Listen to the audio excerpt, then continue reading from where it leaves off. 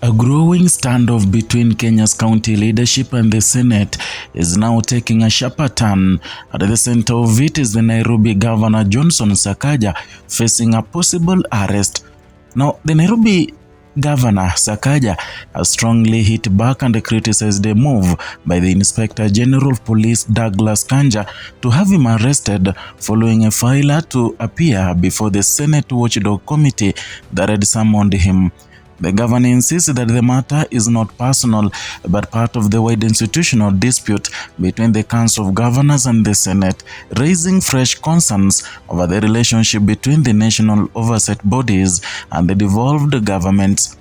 The unfolding standoff traces back to a directive issued after Sakaja failed to honor a Senate summons, and the Senate Watchdog Committee responded by imposing a fine of 500,000 shillings and ordering his arrest, actions that have now drawn a sharp response from the Nairobi County boss. Speaking on Monday evening, Sakaja defended his decision not to appear, saying that the circumstances surrounding his absence go beyond an individual decision. He described the situation as part of the broader coordinated position taken by Council of Governors, the body that represents all county leaders in Kenya. According to the governor, members of the council has collectively agreed temporarily to suspend appearances before the Senate Oversight Committee. The reason, he explained, stems from the unresolved concerns about how the committee conducts its oversight role. This position, Sakaja said, reflects a wider institutional disagreement rather than an act of defiance by any single governor. The governor emphasized that the issue should not be framed as a personal confrontation between himself and the Senate.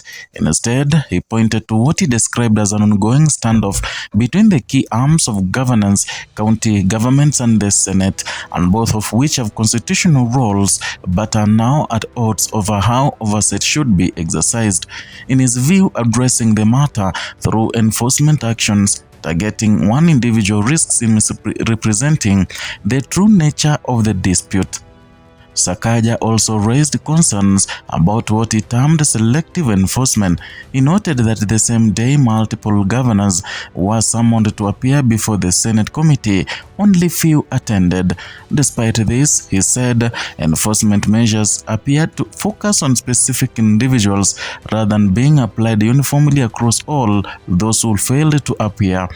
This, he argued, creates an impression of inconsistency and raises questions about fairness in the application of the oversight authority.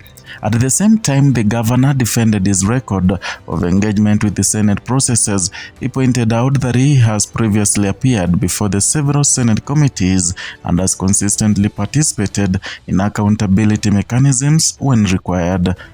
He referenced his recent appearance before the Lands and Environment Committee, noting that such engagements demonstrate his willingness to cooperate with oversight bodies. Additionally, Sakaja highlighted his ongoing interactions with the County Public Accounts Committee, particularly on audit matters dating back several years, and these engagements, he said, should pattern a compliance and a commitment to transparency in the management of the county affairs. Against this backdrop, the governor questioned the decision to single him out for enforcement action. He maintained that the issue should not be handled collectively, or rather should be handled collectively and in line with the position taken by the Council of Governors. The governor further warned that escalating the matter through arrest or what he described as intimidation could deepen tensions between county governments and the Senate. He called for restraint from all parties involved, urging a shift towards dialogue rather than confrontation. And according to Sakaja, the current approach risks undermining cooperation between national and county institutions as essential or an essential element for effective governance under Kenya's developed system. The dispute highlights broader questions about the balance of power between oversight bodies and the devolved units, and the Senate, as mandated by the Constitution, plays a critical role in overseeing county governments, particularly in matters related to financial accountability and service delivery. However, county leaders have at times raised concerns about the manner in which the oversight is conducted, arguing that it can become adversarial rather than constructive. In this case, the decision by the Council of Governors to suspend appearances suggests a coordinated effort to push back against what they perceive as unresolved procedural or structural issues. And Sakaja's response reflects his collective stance, positioning his actions with a wider institutional framework rather than an individual refusal to comply. The situation now places both sides at a critical juncture. On one hand, the Senate seeks to enforce its authority and ensure accountability among county officials. On the other hand, governors are calling for reforms in how oversight processes are carried out, emphasizing the need for mutual respect and structured engagement. Observers note that such standoffs, if not resolved through dialogue, have the potential to disrupt the functioning of devolved governance.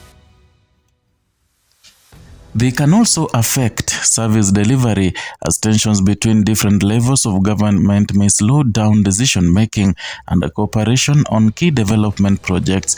For residents of Nairobi, the situation adds another layer of uncertainty as the governor navigates a legal and institutional challenge that could impact the administration of the capital city. Despite the tension, Sakaja reiterated his commitment to working with the law and stated that he has always honored invitations to appear before the Senate committees and remain willing to do so provided the process aligns with the legal and institutional frameworks. His remarks suggest a willingness to engage, but with a structure that addresses the concerns raised by the county leaders. The coming days are likely to be crucial in determining how the matter unfolds, whether through legal channels, negotiations, or institutional dialogue. The outcome will have implications not just for Sakaja, but for the broader relationship between the Kenya Senate and its county governments. For now, the standoff remains unresolved, with both sides holding firm to their positions. In a system built on cooperation between national oversight and local governance, the path forward may depend not on enforcement, but also on dialogue. That is all for today from Kenya Lens Media. Kindly, if you're new here, consider subscribing as